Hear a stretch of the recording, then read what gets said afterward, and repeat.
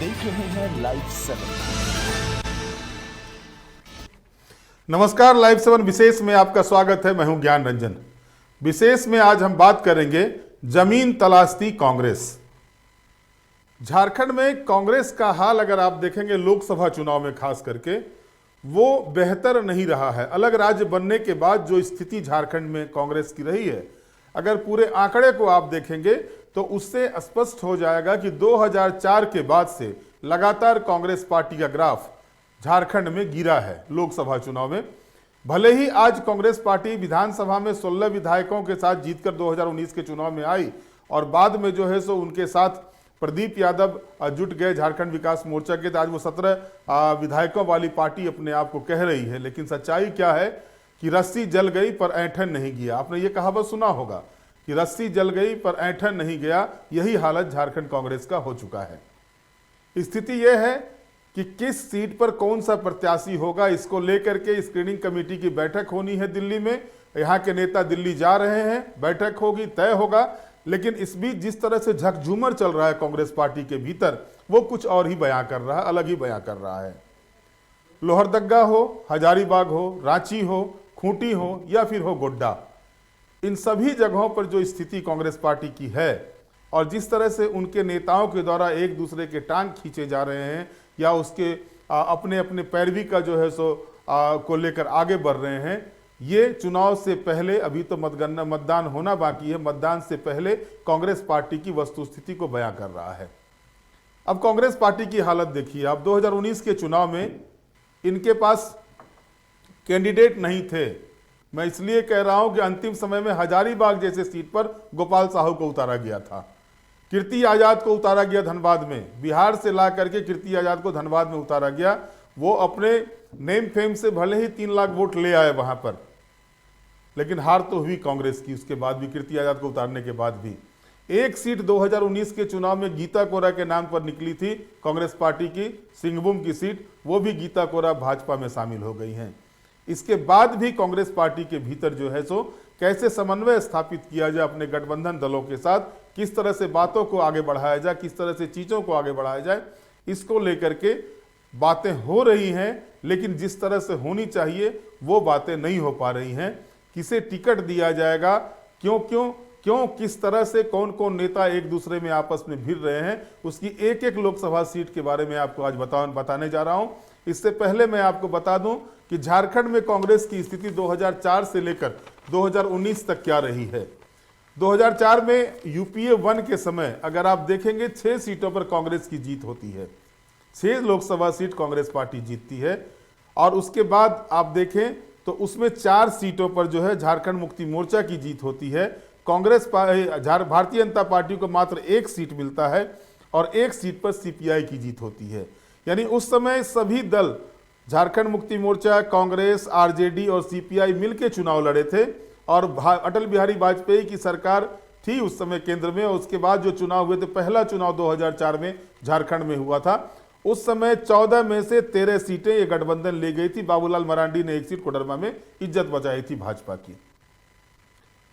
और उसके बाद भाजपा तो सीख गई, भाजपा को अपने हार से सीख मिली, लेकिन कांग्रेस पार्टी इसके बाद इस जीत से इतने उन्माद में आ गई कि वो नहीं सीख पाई, वो चीजें नहीं हो पाई और इतने सीटों का डिमांड गठबंधन में कर दिया कि 2009 के चुनाव में गठबंधन ही नहीं हो पाया। और स्थिति क्या बनी? स्थिति बनी, देखिए 2009 में बीजेपी को 8 सीटें आती है, जेएमएम को 2 सीटें आती है, कांग्रेस को 1 सीट मिलती है, रांची की सीट, सुबोध कांत सहाय जीते थे। जेवीएम को 1 सीट मिलता है, बाबूलाल मरांडी कोडरमा से फिर जीतते हैं और निर्दलीय 2, इंदर सिंह नामधारी और मधु कोरा की जीत होती है। यह स्थिति 2009 की। इसके बाद भी कांग्रेस पार्टी ने सीख नहीं ली। एक होता कि चलिए अब हार गए, पहले जीत के उन्माद में थे तो चलिए चल रहा था, अब हार भी गए, जब हाथ से सब कुछ निकल गया तब कैसे सीख लिया जाए, तब कैसे आगे बढ़ा जाए, इस पर भी कांग्रेस पार्टी का ध्यान नहीं गया। और मदमस्त हाथी की तरह कांग्रेस पार्टी जो है 2014 के चुनाव में भी आप देखिए बीजेपी को 12 सीटें मिलती है 2014 के चुनाव में, जेएमएम को 2 सीटें मिलती है और कांग्रेस पार्टी को 0/सन्नाटा, 1 भी सीट हाथ नहीं लगती कांग्रेस पार्टी को। और वजह थी उस समय भी पुख्ता गठबंधन का नहीं होना। और इसका खामियाजा ऐसा नहीं है 2014 के लोकसभा चुनाव में भुगतना पड़ा और 2014 के विधानसभा चुनाव में भी भुगतना पड़ा कांग्रेस पार्टी को, लेकिन इसके बाद सीख ली थी और यूपीए गठबंधन बना 2019 के चुनाव में, लेकिन मोदी वेव में वो गठबंधन भी काम नहीं कर पाया। 2019 के चुनाव में 11 सीटें भारतीय जनता पार्टी को मिलती है, एक उसकी सहयोगी दल आजसू को मिलती है, एक सीट झारखंड मुक्ति मोर्चा को और एक सीट कांग्रेस को। तो ये 2004 से लेकर 2019 तक का आंकड़ा था जो मैंने आपको बताया। अब सवाल ये उठ रहा है कि आखिर कांग्रेस पार्टी की अंतर्कलह समाप्त क्यों नहीं होती। लगातार प्रभारी मीर साहब कैंप कर रहे हैं, लगातार अपने नेताओं से, विधायकों से, कार्यकर्ताओं से मिलते हैं। विधायकों की स्थिति ये होती है कि वो जो है अपने लोगों को छोड़ करके अपने विधायकों जो मंत्री बनते हैं उसके विरोध में दिल्ली दरबार तक पहुंच जाते हैं, फिर उनको मनाया जाता है। तो ये स्थिति जो बनी हुई है, इस स्थिति को देखते हुए अब क्या हो रहा है, अब जो लोकसभा का चुनाव है उसमें क्या हो रहा है। पहली बात तो हजारीबाग में इनके पास कैंडिडेट की कमी थी। अंबा प्रसाद कैंडिडेट के रूप में आगे बढ़ रही थी और जो उम्मीद है कि अंबा प्रसाद ही कैंडिडेट हो सकती हैं हजारीबाग से कांग्रेस पार्टी की तरफ से। लेकिन इस बीच में क्या किया गया, इस बीच में किया गया कि यशवंत सिन्हा के नाम को उछाला गया। बड़े जोर शोर से पार्टी नेताओं ने उछाला, अंबा प्रसाद जाके यशवंत सिन्हा से मिल ली और लगा कि नहीं यशवंत सिन्हा, क्योंकि भाजपा के विरोध में यशवंत सिन्हा चल रहे हैं, तो लगा कि यशवंत सिन्हा इनके साथ आ जाएंगे। उन्होंने कहा कि रायशुमारी करेंगे, कार्यकर्ताओं से बात करेंगे, उसके बाद निर्णय लेंगे, और निर्णय जो मेरे पास जानकारी आ रही है यशवंत सिन्हा ने नकार दिया है।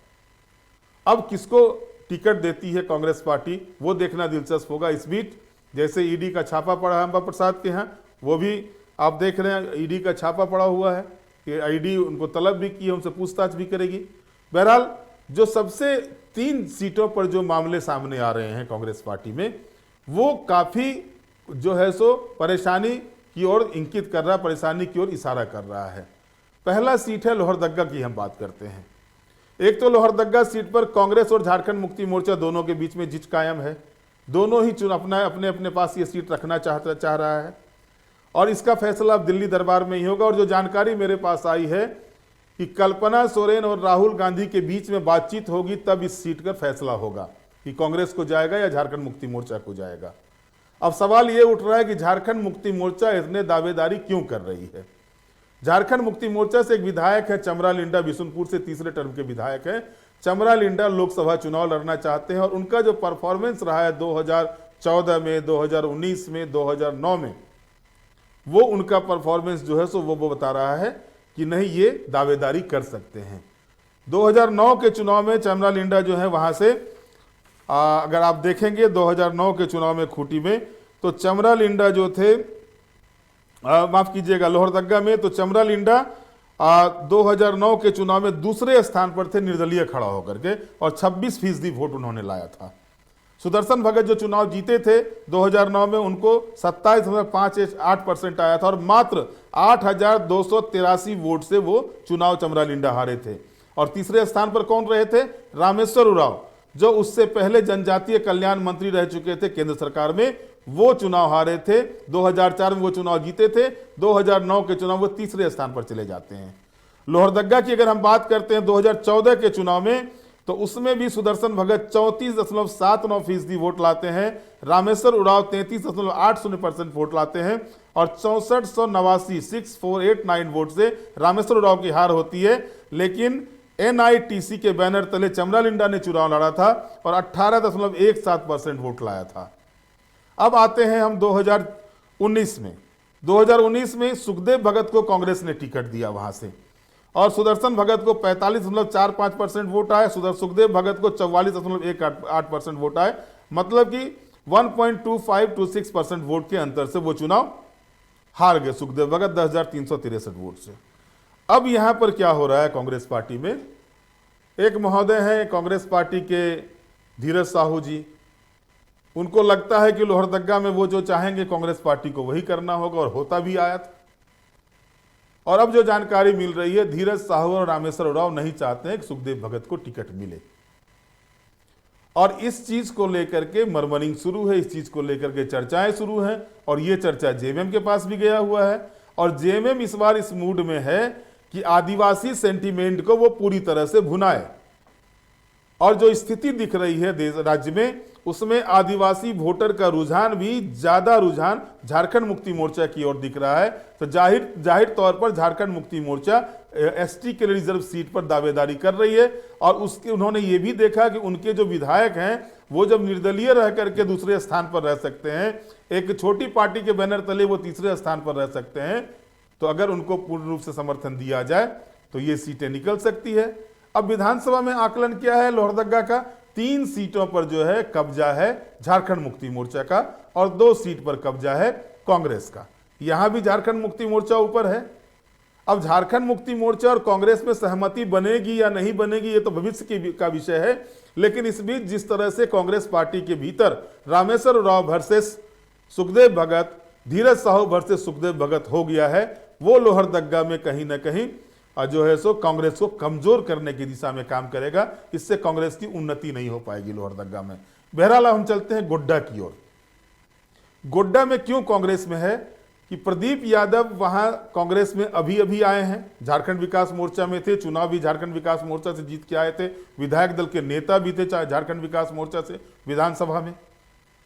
जब उनके नेता अध्यक्ष जो थे केंद्रीय अध्यक्ष बाबूलाल मरांडी ने भाजपा का दामन थामा, भाजपा में ज्वाइन किया, तो वो लौट के चले आए कांग्रेस में बंधु तिर्की को साथ लेकर।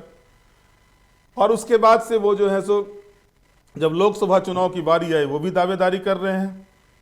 उनके सामने इस बार दीपिका पांडे सिंह है जो महागामा से विधायक है, वो भी दावेदारी कर रही हैं। दीपिका के बारे में कहा जाता है राहुल गांधी की खासम खास है, राहुल गांधी उनको जो है सो काफी तवज्जो देते हैं, संगठन के कार्यों में उनको लगाते हैं, प्रभारी भी उत्तराखंड का उनको बनाया था।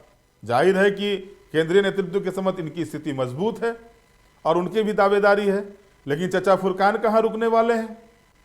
चचा फुरकान भी जो है सो ताल ठोके हुए, खुद न बोल के बेटा से बुलवाते हैं। लगे डॉक्टर इरफान अंसारी साहब इलाज करने सभी कांग्रेसियों की कि एक अल्पसंख्यक को तो टिकट मिलना ही चाहिए। तो यहां भी ये अंतरकलह साफ दिख रहा है। अब गोड्डा की स्थिति क्या थी वो मैं आपको बताता हूं। गोड्डा में 6 विधानसभा की सीट हैं, जरमुंडी, मधुपुर, देवघर, पोरैयाहाट, गोड्डा और महगामा। अगर आप विधानसभा वार देखेंगे तो जरमुंडी में कांग्रेस, मधुपुर में झारखंड मुक्ति मोर्चा, देवघर में बीजेपी, पोरैयाहाट में कांग्रेस, जेवीएम जीती थी अभी कांग्रेस में चले गए हैं, गोड्डा में बीजेपी और महागामा में कांग्रेस। यानी 3 सीटों पर, 6 में से 3 सीटों पर कांग्रेस पार्टी है। ठीक है, कांग्रेस पार्टी है। अब जो है सो जामताड़ा वाले जो डॉक्टर साहब हैं वो डॉक्टर साहब एकदम लगे हुए हैं कि अब्बू जान को तो फिर से भेजना है। और कैसे भेजना है इसके लिए अल्पसंख्यक कार्ड तो है ही कांग्रेस पार्टी के पास कि एक भी अल्पसंख्यक को टिकट नहीं दिया जाएगा, अल्पसंख्यक बिदक जाएगा, अल्पसंख्यक काम नहीं करेगा, दिस दैट जितने होते हैं, जितने नौटंकी होते हैं सभी सामने पेश करेंगे वो। अब इरफान साहब अपने पिता के को लेकर लगे हुए हैं। अब स्थिति जरा देख लीजिए। 2019 के चुनाव में निशिकांत दुबे बीजेपी से थे, 53.4% वोट आया। प्रदीप यादव को 37.97% वोट आया।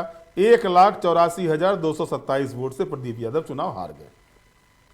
2014 में निशिकांत दुबे को 36.25% वोट आया। कांग्रेस से फुरकान अंसारी थे, उनको 30.47% वोट आया और 60,682 वोट से जो है निशिकांत दुबे चुनाव जीत जाते हैं। और जेवीएम से प्रदीप यादव भी खड़ा हुए थे 2014 में, 18.44 वोट लगे, तीसरे पायदान पर थे, फिर भी ताल ठोक रहे हैं। 2009 में देखिए निशिकांत दुबे और फुरकान अंसारी के बीच में जो है सो मैच हुआ था। इस मैच में 0.8% मात्र से फुरकान अंसारी चुनाव हार गए थे, यानी कांटे की टक्कर यहां पर हुई थी। प्रदीप यादव इस समय भी तीसरे स्थान पर थे, लेकिन 2004 में प्रदीप यादव सांसद थे वहां से, तो माफ कीजिएगा प्रदीप यादव वहां से दूसरे स्थान पर थे। चुनाव लड़े थे प्रदीप यादव बीजेपी के बैनर तले और फुरकान अंसारी वहां से सांसद थे, कांग्रेस से सांसद हुए थे। लेकिन 2002 में प्रदीप यादव सांसद थे और जब वहां उपचुनाव हुआ था 2002 में प्रदीप यादव सांसद थे। बहरहाल बीजेपी के बैनर तले ही वो सांसद बने थे। एक मर्तबा 2004 में कांग्रेस पार्टी आई, उसके बाद से लगातार भारतीय जनता पार्टी के सांसद वहां से हैं, गोड्डा से हैं। अब आते हैं हम जरा हटके, जो सबसे नेक टू नेक फाइट पिछले इलेक्शन में देखा गया था 2019 के इलेक्शन में। कद्दावर नेता बीजेपी के 2-3 बार के मुख्यमंत्री रहे झारखंड के अर्जुन मुंडा, केंद्रीय मंत्री अर्जुन मुंडा, उनको फाइट दिया था कालीचरण मुंडा ने खूंटी लोकसभा क्षेत्र में। कुछ वोट से वो चुनाव मात्र 1445 वोट से चुनाव हारे थे कालीचरण मुंडा। अब यहां भी देखिए कांग्रेस पार्टी जो है सो तिकड़म करने में पीछे नहीं हट रही है। क्या तिकड़म किया भाई कांग्रेस पार्टी ने? अब कांग्रेस पार्टी ने किया क्या? कालीचरण मुंडा 1445 वोट से हारते हैं, प्रबल दावेदार होते हैं। अब उनके जगह दीदी को खड़ा कर दिया, समाज सेविका दयामणि बारला को। अब चर्चा यह है कि दयामणि बारला को इस बार टिकट दिया जाएगा और ये सीट मान के चलिए कि कालीचरण मुंडा ही एक नेता है जो उस सीट को निकाल सकते हैं। बाकी अन्य नेता नील तिर्की भी प्रयास किए थे, वो भी चुनाव हारे थे। तीसरे नंबर पर रहे थे एक मर्तबा नील तिर्की, एनोस एक्का दूसरे नंबर पर आ गए थे। खूंटी का सीन अगर आप देखिएगा तो स्पष्ट हो जाएगा। तो ये स्थिति जो है सो बनी हुई है कांग्रेस पार्टी के भीतर, कांग्रेस पार्टी के अंदर। अब आते हैं रांची सीट पर। रांची सीट पर भी कई लोग हैं। सुबोध भैया तो हैं ही, सबसे बड़े नेता हैं। एक प्रवक्ता है, महासचिव बने हैं राकेश सिन्हा जी, वो भी अप्लाई किए हुए हैं कि हमको भी चुनाव लड़ना है। दीपक सिन्हा जी भी हैं कि हमको भी चुनाव लड़ना है। तो कई लोग रांची सीट पर भी हैं। बहरहाल रांची सीट पर स्थिति सबसे मजबूत सुबोध कांत सहाय की है, क्योंकि कई बार वो प्रतिनिधित्व कर चुके हैं। रांची के केंद्रीय मंत्री दो मरतबा रह चुके हैं, 2004 की सरकार में मनमोहन सिंह जी की सरकार में, 2009 की मनमोहन सिंह जी की सरकार में, दोनों ही मरतबा वो केंद्रीय मंत्री रह चुके हैं। और भैया की छवि उनकी है, सुबोध भैया की छवि है रांची में, लोगों के बीच उनकी पकड़ भी है। अब ये स्थिति होती है। धनबाद की ओर चलते हैं। धनबाद में ददई चचा जो हैं सो ददई दुबे जी, चंद्रशेखर दुबे उर्फ ददई दुबे, वो एकदम मन ताने हुए हैं कि चुनाव लड़ना है। इस उम्र में भी वो पीछे नहीं हट रहे हैं। कार्यकारी अध्यक्ष हैं जलेश्वर महतो जी, जदयू से आए हैं। प्रदेश अध्यक्ष रहे थे जदयू के, अर्जुन मुंडा की सरकार में मंत्री रहे थे शुरू में, बाबूलाल मरांडी की सरकार में मंत्री रहे थे, वो ताल ठोक रहे हैं। इधर अनूप सिंह जो विधायक हैं, उनके छोटे भाई कुमार गौरव भी चाहते हैं वहां से चुनाव लड़ना। राजेंद्र बाबू के पुत्र, छोटे पुत्र, वो भी चुनाव लड़ना चाहते हैं। तो अब वेट एंड वॉच किया जा रहा है। हालांकि धनबाद में किसी तरह के कलह की बात नहीं आई है कांग्रेस पार्टी के भीतर में, लेकिन नाम ये है, इन नामों पर चर्चा होनी है। पलामू में और चतरा में आरजेडी को लेकर फंसा हुआ है कि आरजेडी को चतरा जाएगा या पलामू जाएगा। आरजेडी दोनों ही सीट मांगे हुए है। तो ये सारे चीजें जो है कांग्रेस के भीतर जो अंतर्कलह है।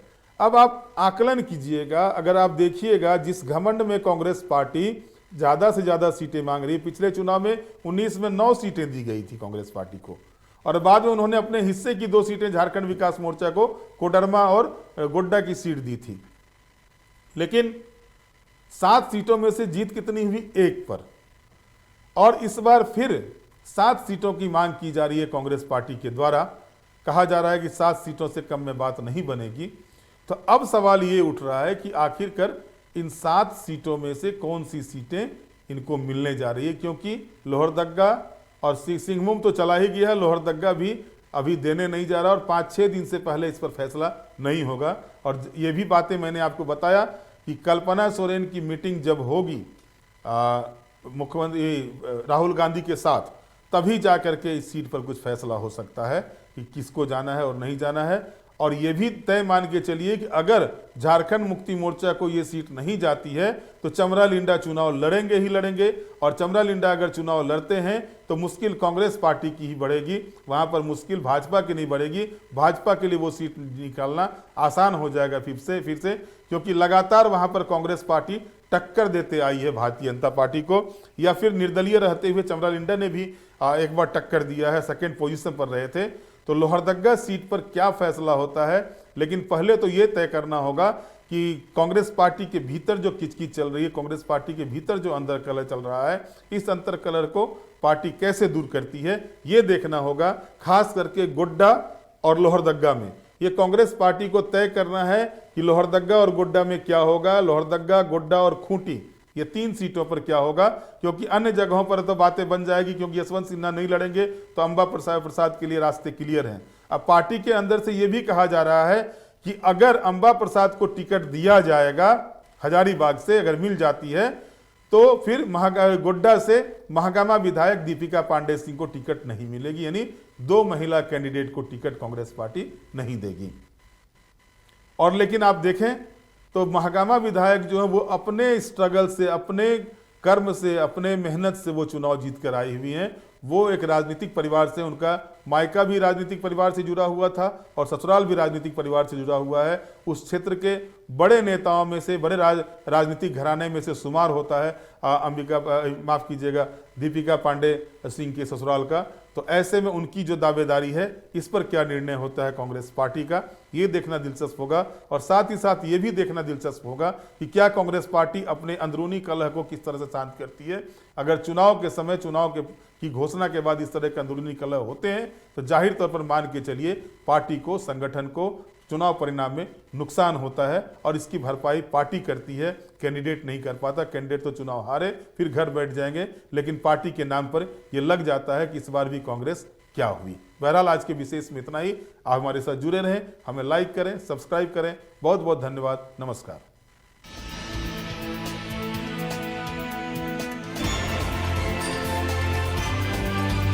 आप देख रहे हैं लाइव 7।